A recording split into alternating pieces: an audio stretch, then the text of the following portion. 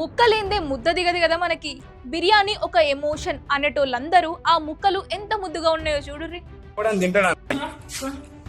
ఎంత బాగా చక్కెరనా? ఆన్లైన్ లో ఆర్డర్ చేసుకున్న వాళ్ళకి 3 రోజుల క్రితం వండిన బిర్యానీని వేడి చేసి అమ్ముతున్నారు. ఎలుకలు బొద్దింకలు తిరిగే చోట తయారు చేసిన తిండి తింటే రోగాలు రాక ఇంకేమొస్తాయి. కానీ భయపడకుండ్రి. ఇలాంటి ఘటనలు జరిగినప్పుడు ఆహార కల్తీని అరికట్టడానికి ప్రభుత్వం హెచ్పాస్ ద్వారా ఫిర్యాదు చేయవచ్చు. 8712661212 నంబర్ కి కాల్ చేయొచ్చు.